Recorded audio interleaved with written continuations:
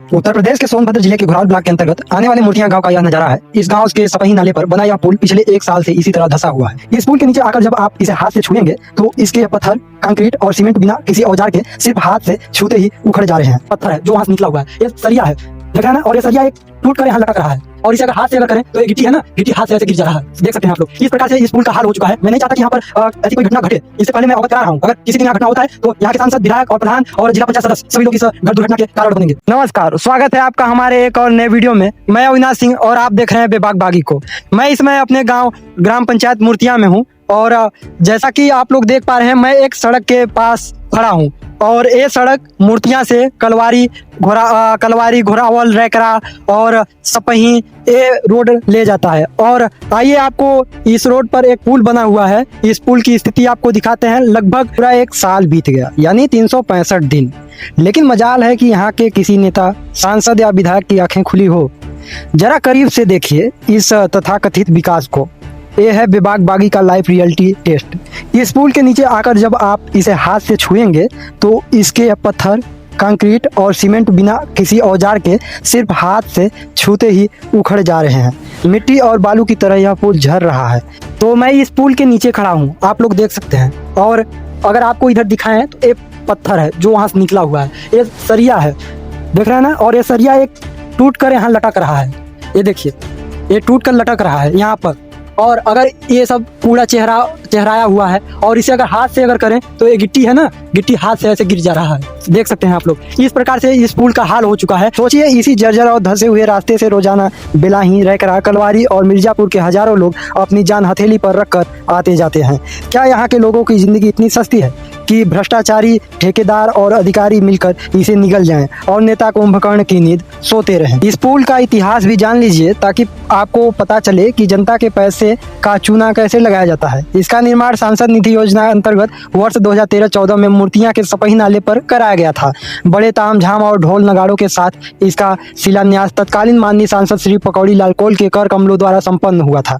साल 2013-14 से लेकर आज तक, यानी इतने सालों में इस पुल की एक भी बार मरम्मत नहीं की गई। सरकारी बजट आया, बंदर बांट हुई और ठिकाने लग गया, लेकिन जनता के हिस्से में आया तो सिर्फ यह धंसा हुआ और कभी भी गिर जाने वाला पुल। अब बेबाक बागी सोशल मीडिया के माध्यम से इस समय के उन जिम्मेदार चेहरों से सीधे और कड़े सवाल पूछ रहा है जो जनता के वोटों की मलाई खा रहे हैं। क्या इन लोगों को अभी तक इस धंसे हुए पुल के बारे में पता ही नहीं है, या फिर ये सब जानकर भी बहरे और अंधे बने बैठे हैं? सुनिए पहला सवाल इस समय के वर्तमान सांसद छोटे लाल खरवाड़ जी से। सांसद जी, दिल्ली के ऐसी कमरों और गाड़ियों से बाहर निकलिए और कभी घोरावल ब्लॉक के मूर्तियां गांव आकर देखिए। 1 साल से पुल धंसा है, आपकी सांसद निधि और आपकी नजर इस तरफ कब इनायत होगी? जनता जवाब मांग रही है। दूसरा सवाल इस क्षेत्र के वर्तमान विधायक अनिल मौर्य जी से। विधायक जी, चुनाव के वक्त विकास की जो लंबी चौड़ी कस्में आपने खाई थी वो इस सपही नाले के पानी में बह गई क्या? हाथ से उखड़ते इस पुल को देखने का समय आपके पास कब निकलेगा? क्या आप किसी बड़े हादसे का इंतजार कर रहे हैं?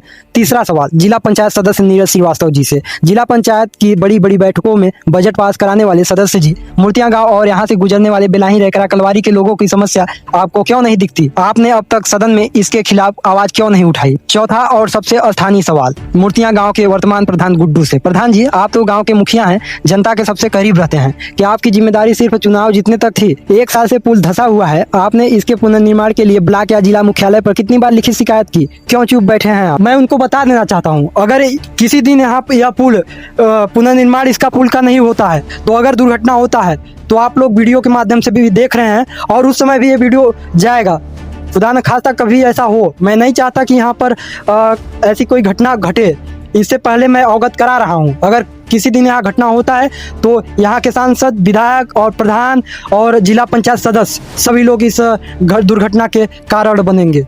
तो मैं उनसे आग्रह निवेदन करना चाहता हूं, अगर किसी तक हमारी ये आवाज़ पहुंच रही है तो इस पर कार्य करने का कोशिश जरूर करें। और हमारे यहाँ के सभी गाँव वासियों से मेरा अनुरोध है, अगर आप बोल नहीं पा रहे हैं तो आप वीडियो के माध्यम से ही, वीडियो में कमेंट करके, शेयर करके ही आप आवाज़ उठा सकते हैं। अगर इतना भी नहीं किया जा रहा है तो ठीक है, आप चुपचाप घर में बैठे रहिए, उसके बाद मैं जो कर रहा हूँ उसको देखते रहिए। तो इस वीडियो में बस इतना ही। मैं सिर्फ इस सिस्टम की काला करतूत दिखा रहा हूँ।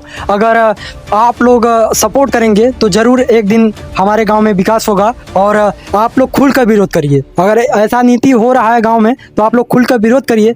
बोल नहीं पा रहे हैं, वीडियो पे आवाज़ नहीं उठा पा रहे हैं, तो कमेंट करिए, शेयर करिए, जो भी आपको करना है, लेकिन आप लोग करिए। आप लोग अगर साथ देंगे तभी यहाँ का विकास होगा। अगर नहीं चाहते विकास तो ठीक है, आप अगर नहीं चाहते तो ठीक है, आप बैठे रहिए और उसके बाद मैं जो कर रहा हूँ उसको चुपचाप देखते रहिए। फिर मिलते हैं अगले एक और नए बेबागबागी की आवाज़ में, तब तक के लिए नमस्कार।